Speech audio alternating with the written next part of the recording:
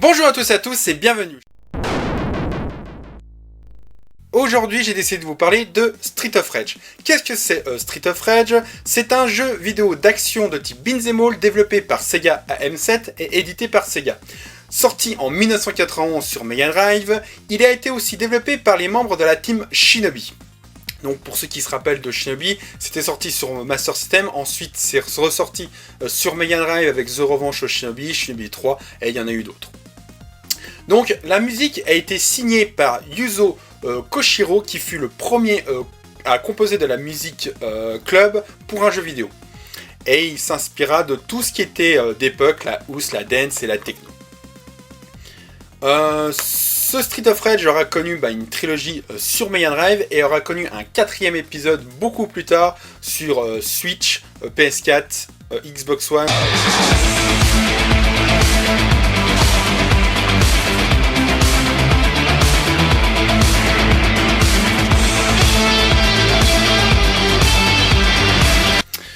Donc, qu'est-ce qu'on raconte dans ce Streets of Rage? C'était autrefois paisible, productif et pleine de vie, une ville qui est tombée dans les mains d'un important syndicat du crime, dont le chef jusqu'à présent réussit à être anonyme.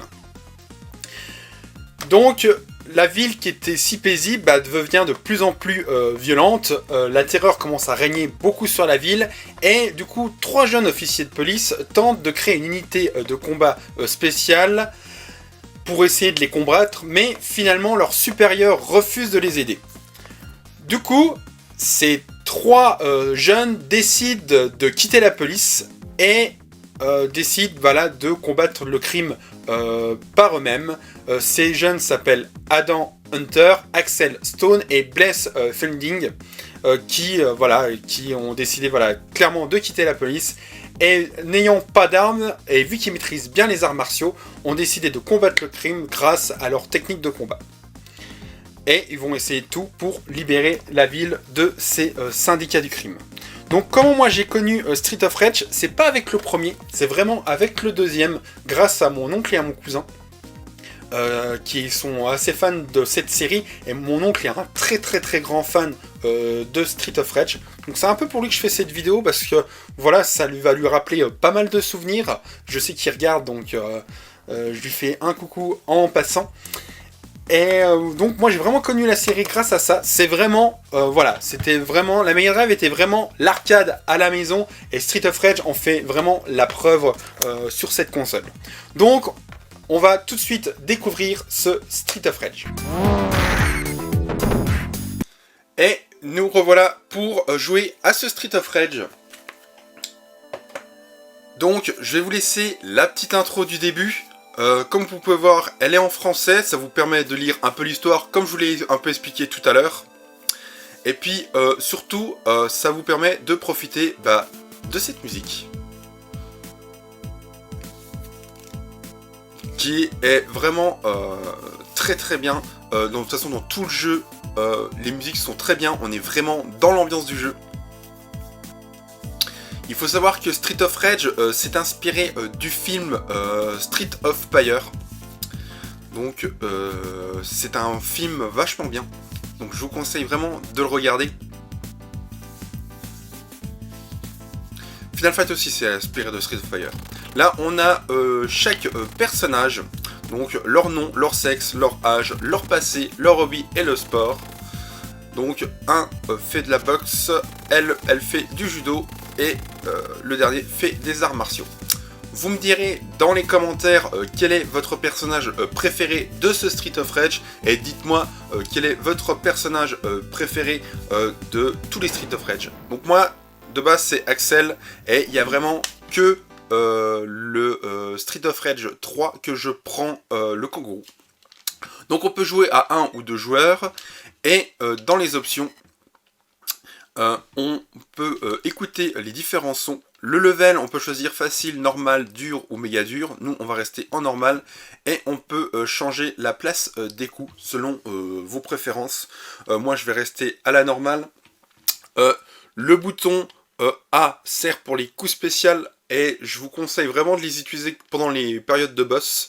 Le B, c'est l'attaque. Le C, c'est le saut. On peut faire saut et attaque. Je vous montrerai tout à l'heure par le gameplay. En s'approchant des personnages, qu'on s'avance juste devant eux, on peut les choper et les balancer, ou les retenir et leur donner des coups. Donc je vous expliquerai ça après. Là je joue sur une manette 6 boutons, mais normalement moi je joue sur le stick arcade Mega Drive. J'ai une petite anecdote sur ce stick arcade Mega Drive. Une fois je regardais une émission sur No Live. Et en fait, il passait une émission sur les gens qui faisaient les meilleurs scores sur des jeux vidéo. Et là, c'était une femme qui avait le meilleur score sur Street of Rage à 2, mais elle était toute seule. Donc en fait, sa technique, c'est qu'elle jouait à la manette 6 boutons dans ses mains, et avec ce stick arcade, elle y jouait avec ses pieds. C'était vraiment impressionnant, et clairement, elle gérait super bien. De se concentrer sur 2 manettes en même temps, c'est quand même fort. Donc voilà un petit peu pour la petite anecdote. Donc, comme je vous ai dit, on peut choisir entre 3 personnages. On peut savoir leur résistance, le saut ou la course. Donc on a une note entre A et B. Donc moi, comme je vous ai dit tout à l'heure, je prends Axel. Et dès le départ, on est déjà tout de suite dans l'ambiance. Donc clairement, les musiques vont très très bien par niveau. Donc on a une barre rouge qui sont nos points de vie. Le x3, c'est nos vies. Juste au-dessus de la barre rouge, et ben, c'est comme les jeux d'arcade, vous avez des points. Et selon, bah voilà, par exemple, si vous avez 50 000 points, vous allez toucher une vie. Après, je crois que l'autre palier, c'est 120 000 points pour avoir une autre vie, et ainsi de suite. Le S avec le x1, c'est l'attaque spéciale, donc on a le droit qu'il y a une seule. On peut en choper une deuxième un peu dans certains endroits cachés.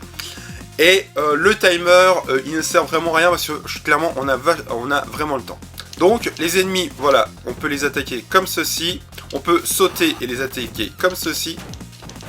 Et on peut, si j'arrive, s'il veut venir, les choper et les balancer. Ou les retenir et puis leur frapper comme ça. Donc dans les autres Street of Rage, on voit leur prénom aux ennemis. Donc pas dans celui-ci, après c'est dans le premier. Et on voit aussi leur point de vie. Comme ça vous savez où c'est que vous en êtes pour les éliminer.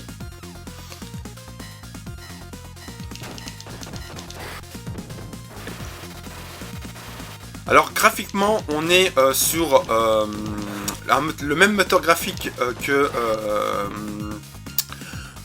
Golden Axe quand ils ont fait le portage sur Mega Drive, parce qu'il faut savoir que Golden Axe est un jeu de base arcade et il l'avait porté, parce qu'il appartient à Sega, il l'avait porté sur Mega Drive et en fait ils ont utilisé ce moteur graphique. Donc franchement il est chouette. Après clairement le Street of Rage 2 est 2 fois plus beau, voire 3 fois plus beau.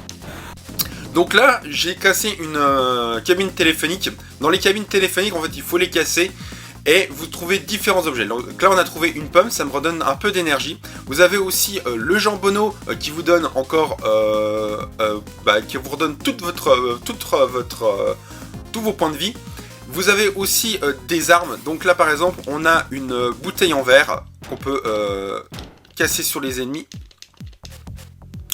On a aussi un couteau, on a une batte de baseball et on a une espèce de tuyau qui ressemble à une barre de fer. Clairement, ils auraient pu largement mettre une barre de fer en fait. Donc le voilà, l'espèce de tuyau qui ressemble à une barre de fer, et ça fait le même effet que la batte de baseball. Et c'est vrai que j'ai trouvé ça un peu... Voilà, ils auraient mis une barre de fer, c'était un peu pareil.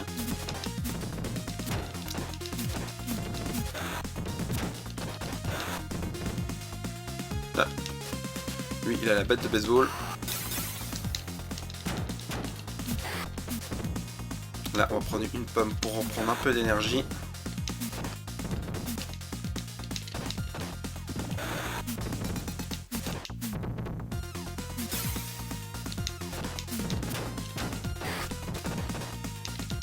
Donc j'aime beaucoup le gameplay du 2, donc j'ai beaucoup l'habitude du gameplay du 2. Celui-ci, voilà, il est un peu différent. Il manque quelques éléments. Bon, après, c'est normal, c'est le premier.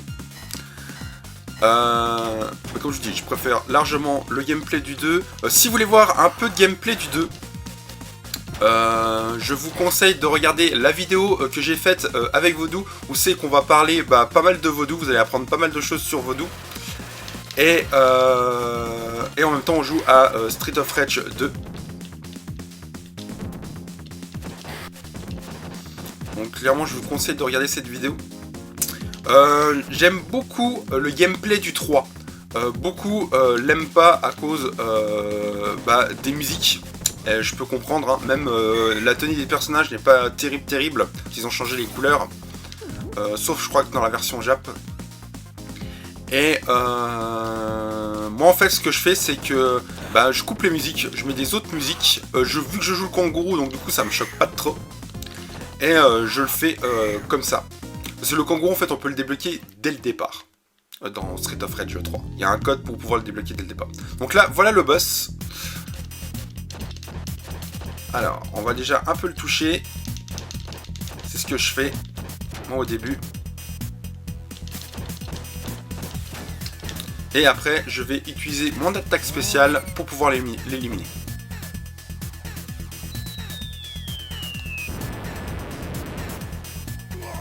Et voilà comment je le termine.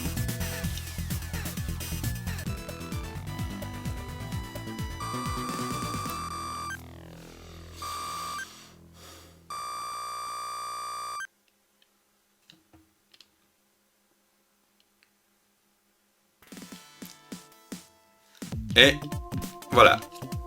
Autre endroit, autre ambiance et autre musique qui correspond bien à l'endroit où c'est qu'on est. Donc ça c'est assez cool. Tout à l'heure je vous disais que Street of Rage était inspiré du film Street of Fire. Et ils sont aussi inspirés de Final Fight. Comme Final Fight s'est inspiré de Street of Fire aussi. Donc en fait, il faut savoir que pour la petite histoire, en fait il faut se dire que Sega observait le marché des consoles à ce moment-là. Donc comme vous avez vu, les cabines téléphoniques ont été remplacées par des barils. C'est là qu'on peut retrouver des objets. Là c'est un sac d'argent, ça me permet juste de gagner des points. Et là il y a une petite bombe. Donc c'est des objets qu'on peut retrouver après. Donc, comme je disais, en fait, Sega observait vachement le marché et ils remarquaient que la NES et la PC Engine à l'époque, au Japon, marchaient mieux que la Mega Drive qui était déjà sortie. Alors pourtant, c'était une console déjà 16 bits. Et au moment de la sortie de la Super Nintendo, juste avant, Capcom annonce comme quoi ils vont sortir Final Fight sur Super Nintendo. Donc Final Fight c'est quand même le gros jeu arcade du moment. Clairement c'est le jeu à posséder chez soi. Et donc du coup ça inquiète un peu Sega. Et qui se sont dit, là vous voyez je viens d'avoir 50 000 points et je viens de toucher une vie. Donc du coup ça inquiète un peu Sega.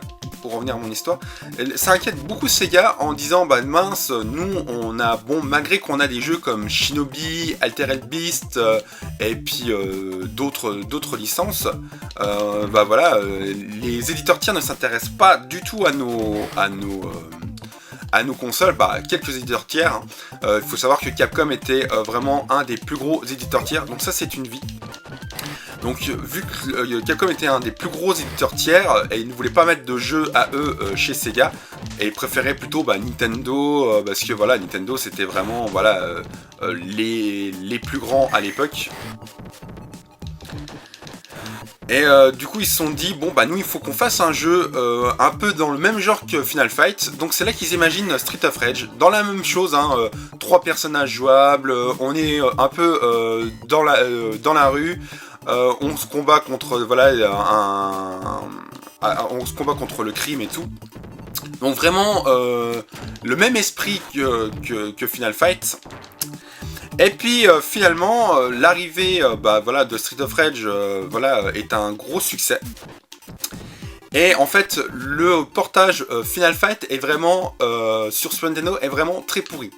Donc je m'explique, c'est que en fait déjà sur la version arcade de Final Fight on peut jouer jusqu'à 2 joueurs. Déjà sur la version Super Nintendo, on peut pas le faire. Ensuite, il y avait 3 personnages jouables sur la version arcade. On peut plus que jouer que 2 personnages. Il y a moins d'ennemis sur l'écran. Les sprites des personnages sont trop gros par rapport à la Super Nintendo.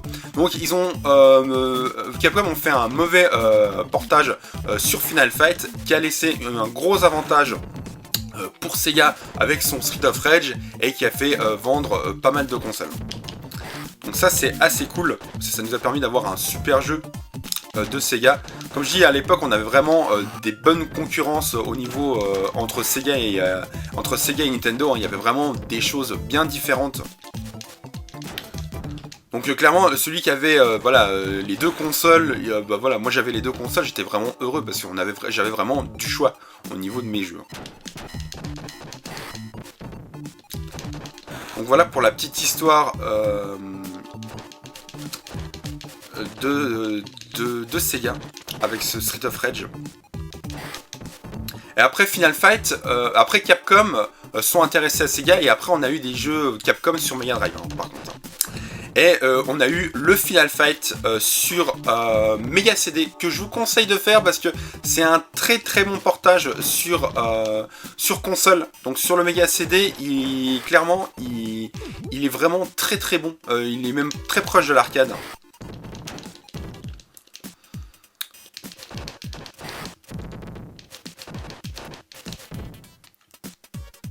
Donc clairement je vous le conseille. Et puis bien sûr, je vous conseille, alors je n'ai pas trop parlé de celui-ci, mais il y a aussi, vous savez très bien, il y a le Street of Rage 4 qui est sorti il y a un petit moment maintenant, et clairement je vous le conseille parce qu'il est vraiment très très bon. Donc là on a Wolverine version blonde, non je plaisante. Donc là on va utiliser l'attaque spéciale pour lui éliminer pas mal de vie. Celui-ci il faut vraiment éviter de sauter parce que il fait une espèce de grosse esquive. Donc c'est vraiment un boss chiant. En plus il y a toujours un ennemi qui est là, qui nous embête. Donc, du coup on se fait toucher assez facilement. De toute façon ce Street of Rage est beaucoup plus dur que les autres. Il est plus sombre et beaucoup plus dur que les autres. Après le 2 est beaucoup plus facile. Clairement le 2 est beaucoup plus facile. Le 3 il est beaucoup plus technique, je dirais. Après le 4 a une très très bonne difficulté. Donc clairement les Street of Rage ont des bons niveaux. Après dans le 2 on a 4 personnages jouables. Dans le 3 on a pas mal de personnages jouables. Ça je crois qu'on a 5 ou 6 personnages jouables. Et puis par contre dans le 4 on a un bon choix. Il est juste aussi un Street of Rage remake qu'on ne peut pas trouver dans le commerce parce qu'il n'existe pas. En fait c'est un fan dans les années 2000 qui avait travaillé sur un jeu, donc un Street of Rage. Il avait fait, Sega lui avait donné des codes pour pouvoir faire le jeu. Ils étaient très intéressés par le projet pour faire un Street of Rage 4 à ce moment là. Et finalement le projet a été annulé. Et du coup il a été obligé de retirer son jeu des réseaux. Donc après Street of Rage 4 est sorti, il faut savoir que Sega a eu énormément de propositions pour Street of Rage 4, même que eux voulaient faire un Street of Rage 4 en 3D, heureusement ils l'ont jamais fait. Ce gars-là en fait a pu remontrer son jeu peut-être un an après Street of Rage 4. Donc il est disponible sur Home Station. Je vous conseille vraiment de faire ce Street of Rage remake. Il y a plein de passages, il y a vraiment pas mal de choses. Ça mélange tous les Street of Rage 1, 2 et 3. Donc clairement foncez-y si vous le connaissez pas. Donc nous on va s'arrêter ici pour ce Street of Rage. Si vous voulez rejouer à Street of Rage, il existe des compilations. Moi j'utilise cette compilation sur PS3 qui me permet de jouer avec mon stick arcade mon stick arcade PS3. Et sinon vous avez pas mal d'autres compilations. Donc Time Over aussi, mais bon comme je disais on avait largement le temps. Et donc comme je disais, vous pouvez le retrouver dans ces compilations. Sinon, vous avez d'autres compilations aussi qu'il est dedans. Sinon, comme je vous ai dit, il y a la version, bien sûr, Mega Drive, si vous avez une Mega Drive. Et sinon, voilà l'émulateur. Donc, on se retrouve tout de suite pour le message de fin. Donc voilà ce que donnait ce Street of Rage. Donc j'espère que cette vidéo vous a plu. En tout cas moi ça m'a plu de la faire. Dites-moi dans les commentaires quel est votre Street of Rage préféré. Qu'est-ce que vous avez pensé de cette vidéo. On se retrouve bientôt. N'oubliez pas, la liberté n'a pas de prix. C'était Kiryu.